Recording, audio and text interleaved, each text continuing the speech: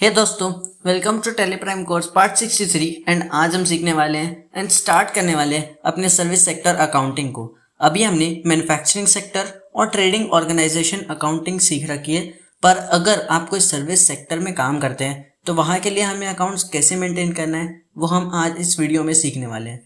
तो सबसे पहले समझते हैं कि सर्विस सेक्टर या सर्विस ऑर्गेनाइजेशन होता क्या है। तो सर्विस ऑर्गेनाइजेशन वो कंपनीज होती हैं जहाँ पे हम कोई भी गुड्स को ना तो बेचते हैं ना तो खरीदते हैं, बस हम सर्विसेज को प्रोवाइड करते हैं और उस सर्विस को प्रोवाइड करने के बिहाफ में हम लोगों से पेमेंट लेते हैं और इस वे में हमारी सर्विस सेक्टर में अर्निंग होती है और इसी को सर्विस कंपनी कहा जाता है।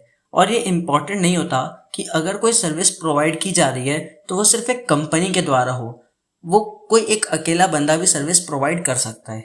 अच्छा, अब इसके बाद हम इसके स्ट्रक्चर को देखते हैं। जैसे मान लो ये हूँ मैं एक सर्विस प्रोवाइडर और ये है मेरे कस्टमर्स। तो मैंने इनको सर्विस दी, मैंने इनको 3-5 महीने में टैली सिखाया जिसके बदले में मैंने इनसे पेमेंट लिया। तो इसका मतलब मैंने सर्विस प्रोवाइड करने में इनसे पेमेंट लिया।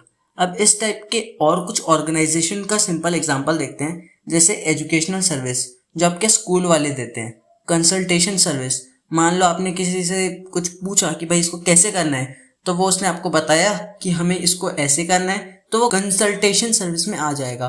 Third is health care centre, जैसे हॉस्पिटल्स या थोड़े बहुत मेडिसिन के shops. Fourth is banking sector, जहाँ से हमें लोन फैसिलिटीज मिलती है, लोन सर्विसेज मिलती है, जहाँ से हमें फाइनेंशियल सर्विसेज मिलती है वो। Hotel and restaurant services means जैसे ये हमारे यहाँ चलता है ना अभी स्विगी और जोमेटो, वो। Accounting and auditing services like CA जो आपको ऑडिट करके देता है, और इसके अलावा कई सारा आ जाता है। अब ये तो हो गया इसका बेसिक्स। अब मान लेते हैं कि आपने एक सर्विस ऑर्गेनाइजेशन खोली, आप अब एक कैपिटल इंट्रोड्यूस कर रहे हैं, तो उसकी एंट्री कैसे होगी आपके टैली में, चलो देखते हैं। इसके लिए मैंने एक ट्रांजेक्शन लिया है एंड मैं ये लेट सपोज कर रहा हूँ कि मैंने एक मेरा फ्रेंड है जिसका नाम है अरुण, उसने कंप्यूटर क्लासेस खोली जिसका नाम था अरुण लर्निंग। अब इसमें उसने बहुत सारे कोर्सेज कराना स्टार्ट किया, जैसे TallyPrime course, MS Excel course, ठीक। अब भाई जब उसने ऑर्गेनाइजेशन स्टार्ट किया है तो उसको तो पहले इसमें कैपिटल इंट्रोड्यूस करना पड़ेगा।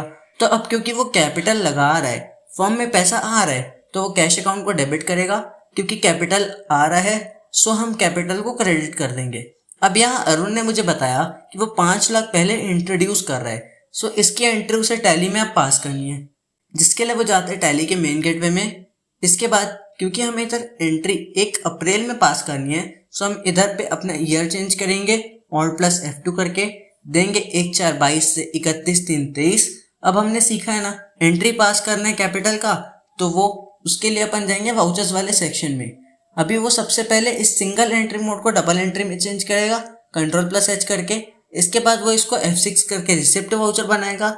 देन अब उसे एंट्री पास करनी है, सो वो डेट एज इट इज रहने देगा 1 अप्रैल।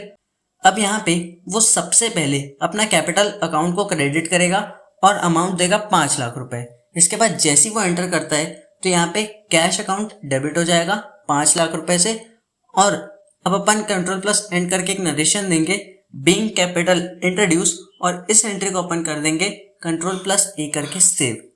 तो दोस्तों बस यार इस कोर्स के आज के पार्ट में बस इतना ही।